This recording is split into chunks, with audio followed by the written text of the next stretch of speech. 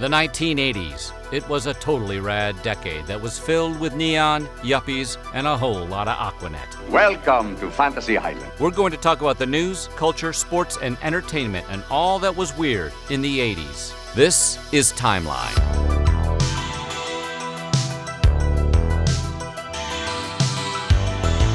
We're starting at the beginning with the year 1980. But before we get moving, be sure to subscribe to the Weird History channel and let us know in the comments below your favorite 80s memory. Okay then, are you ready to relive 1980? 5, 6, 7, 8 Schlemiel, Schlemazel, Hassen Pfeffer Incorporated. We're gonna do it now.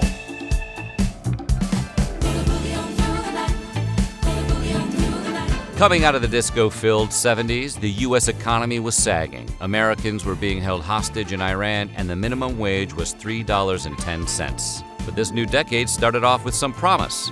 Gary Larson's The Far Side made its debut the day before, on New Year's Eve. The year ahead for 1980 would feature many new additions and changes to the culture. The world was about to see its first Hot Pocket, the rise of the Rubik's Cube, and the dawn of a new political era. We shall seek new friendships, but we shall not do so by breaking our word or casting aside old friends and allies. This is 1980. The decade wouldn't start off so great for Beatle Paul McCartney when he was arrested January 16th in Japan for marijuana possession. What do you think about marijuana? It was a big mistake. McCartney would stay in a Tokyo jail for 9 whole days, and it was January 25th when Paul was finally released, and then quickly deported. I'd like to say sorry about the mistake there, and hope we can come back sometime and not disappoint you next time, and have a good time. Staying with the music theme, Pink Floyd's 11th album, The Wall, hit number 1 on the Billboard charts and would go on to sell over 1.2 million copies in the first 2 months. The album would eventually sell over 30 million copies, which made it the best-selling double album ever. The movie for The Wall wouldn't be released for another 2.5 years, until August 13th, 1982, where at the movies critics Siskel and Ebert gave the film 2 thumbs up. The Rams had 2 defensive backs covering Swan and a linebacker blitzing Bradshaw, and still they could not damage the throw or prevent the catch. The Pittsburgh Steelers are the champions of the National Football League. 1980 did ignite what would eventually become a decade-long rivalry of wanting to beat the Soviets at anything. America rose to the challenge at the Winter Olympics in Lake Placid, New York in late February, when the underdog U.S. men's hockey team took out our Cold War foe, the not-quite-evil empire USSR, beating them 4-3. You believe in miracles? Yes! Unbelievable! That term evil empire wouldn't be coined until 1983 by Ronald Reagan. That's an extra bonus fun fact for you Rage Against the Machine fans and or New York Yankee haters out there. But no matter what we're calling the Soviets, the budding U.S.-USSR sports rivalry would have to wait. What you talking about, mister? Well, Arnold, that's because the Soviet Union invaded Afghanistan, and President Jimmy Carter declared the USA would not participate in the Summer Olympics, which were being held conveniently in Moscow on July 19th, 1980. Da, comrade, da. In between all this Cold War tit-for-tat, some more chilly news as snow fell in Florida in March. This is also notable because this is probably the least weirdest thing ever to happen in the state of Florida. Now for some weird true crime. In mid-March, Jon Favreau's life took a sad turn when he accidentally struck and killed a boy on a mini-bike. This is significant because that boy happened to be Frank Gotti, son of reputed mobster boss John Gotti. Flash forward to later on in the year, on July 28th, when Favreau disappeared, never to be seen again. It would be reported later that one of Gotti's henchmen took Favreau out. Not only did they whack the poor guy, but also pulled a Walter White on him, allegedly dissolving Favreau in a vat of acid. Yikes. What'd you get me a guitar for? Because I like the way you sing. He dragged her from radio station to record shop. Don't even know where I am half the time. From honky-tonk bars to the Grand Ole Opry. Sissy Spacek, Tommy Lee Jones. I wouldn't be here if it wasn't for you. Coal miner's daughter. Now playing at a theater near you. 80s TV loved their season-ending cliffhangers, and none were as big as the episode of Dallas entitled A House Divided, where America's favorite jerk, J.R. Ewing, was shot by a mysterious assailant. The country would have to wait to find out who shot J.R. until 8 months later, on November 21st, 83 million people watched the episode Whodunit. JR had a lot of enemies. We found out it was, spoiler alert, dastardly Kristen who had done it. Get me the police. I knew it. This episode of Dallas was the most watched regular season TV episode ever.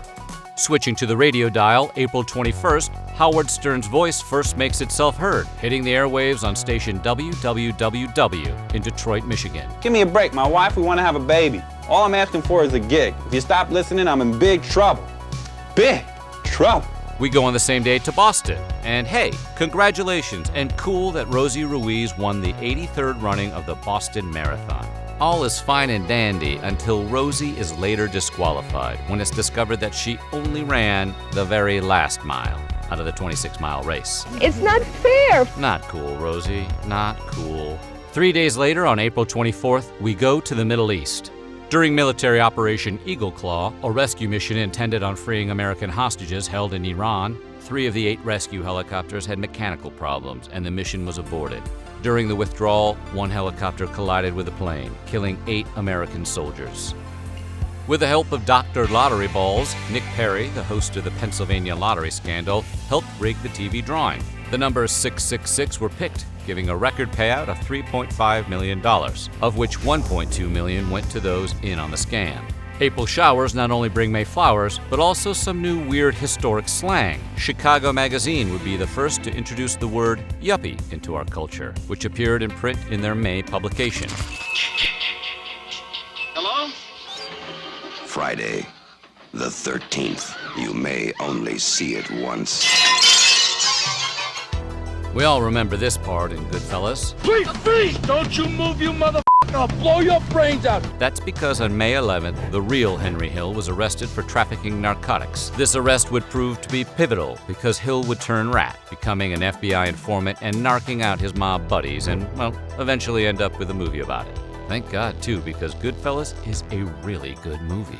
It's been a learning experience, but I enjoy challenges, and it's a challenge tonight to see what I can do. It's mid-May. Los Angeles Laker rookie point guard Irvin Magic Johnson stepped in to play center when starting center Kareem Abdul-Jabbar was too banged up to play in Game 6 of the NBA Finals. The 6'9" Magic would eventually play every position in that game, all while scoring 42 points, grabbing 15 boards, and dishing out 7 assists, helping the Lakers win the NBA championship 4-2 over the Philadelphia 76ers. What do you have that makes you perform like this in these championship games? Well, I don't know, just I love to win. The city of Philadelphia would get some redemption later in the year. As far as Kareem goes, we'll see him in a minute. Them Duke boys were about as popular as a cat's tail in a room full of rocking chairs. Their show was the 2nd highest rated show on television in 1980. Yep. Ah! We next land in the Northwest, in Skamania County, Washington, some 70 miles north of Portland, where on May 18th, Mount St Helens erupted, making it the most disastrous volcanic eruption in U.S. history. Ash was blown as far as 10 miles up into the sky, which then fell back down and blanketed 11 U.S. states, killing crops, creating road closures, as well as blackouts. Video games and pop culture can mark this point when PacMan was first released in Japan on May 22nd. Our little yellow buddy would go on to inspire merchandise, sequels, a Saturday morning cartoon, an NFL nickname, and of course, since it is the 80s, a delicious and sugary PacMan breakfast cereal, which was basically Kix but with marshmallows. Very clever. Flash forward 2 years to March 1982. We are Fever Pitch PacMan. The game is so popular, the song PacMan Fever made it all the way up to number 9 on the Billboard Hot 100 in March of 1982. The single sold over 1 million copies in '82 alone for a song about Pac-Man. The 80s. Weird times indeed. Late May of 1980 would feature some now iconic movies. I am your father. Here's Johnny.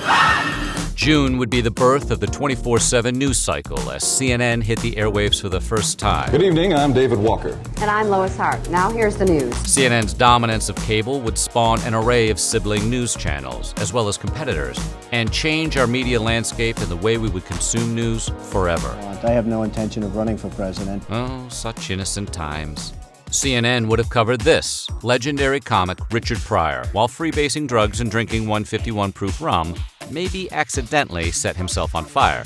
After running around the streets, literally in fuego, Pryor was subdued by police and rushed to the hospital. Flash forward 2 years on March 24th. Pryor would use this as material for his comedy concert film Live on the Sunset Strip. I remember this one. It striped the match like this. What's that? Richard Pryor running down the street. It would be the highest-grossing concert film for almost the entire decade. Almost. We'll see in a minute who upset JoJo Dancer. It's 106 miles to Chicago. We got a full tank of gas, half a pack of cigarettes. It's dark, and we're wearing sunglasses. Hit it. We would think this would have happened decades, if not a century earlier, but the national anthem of Canada officially became O Canada. We stand on guard for thee. LA departure frequency 123.9er. Ah, there's Kareem again. Roger. Huh? Clear for Vector 324. We have clearance, Clarence. Roger, Roger. What's our vector, Victor? Tower radio clearance, over. To San Diego on July 2nd, when jam band Grateful Dead members Bob Weir and Mickey Hart witnessed police arresting a fan for possession of marijuana. The two were not so dead chill seeing this and caused such a ruckus that they, along with their manager Danny Rifkin, were arrested and booked for suspicion of inciting a riot. Pauly D. of Jersey Shore was born on this date, July 5th, 1980. No reason, we just really wanted to let you know. Your folks were always saying how much harder things used to be. That might be true for thunderstorms, because on July 15th, one massive storm crushed western Wisconsin. Emergency government officials have now finalized property damage estimates from the storm, and the figures are overwhelming, racking up for $250 million in damage. We go to Australia. It's August when Lindy Chamberlain's 9-week-old baby, Azaria, was allegedly dragged away from a family campsite by a dingo. However, Lindy and her husband, Michael Chamberlain, were both initially convicted for their child's death. The case made global headlines and was an unintentional creation of 90s humor when we flash forward to November 27, 1991, and the Dingo Ate Your Baby episode of Seinfeld titled The Stranded and becoming part of the pop culture lexicon. Tell my fiancé I'm looking for him. I have lost my fiancé, the poor baby. Maybe the dingo ate your baby. The former Rockets center was born on this day. Good news for his mother, he wasn't born 7'6". In late September, it was a sad day for rock. Following a day where John Bonham, Led Zeppelin's Wonder drummer and notorious party animal, downed a reported 40 measures of vodka in 12 hours, the famed percussionist went and passed out, only to never wake up again. Bonham went on to play that great drum solo in the Cosmos, perishing from asphyxiation, from choking on his own vomit. Flash forward to 2 months later on December 4th, when surviving band members Jimmy Page, Robert Plant, and John Paul Jones decided Zeppelin without Bonham just wouldn't be Zeppelin. The cosmos is all that is, or ever was, or ever will be. And it's a story about us. How we achieved our present understanding of the cosmos, how the cosmos has shaped our evolution and our culture, and what our fate may be. It's September 28th, and sex therapist Dr. Ruth Westheimer's radio show, Sexually Speaking, hit airwaves in New York City.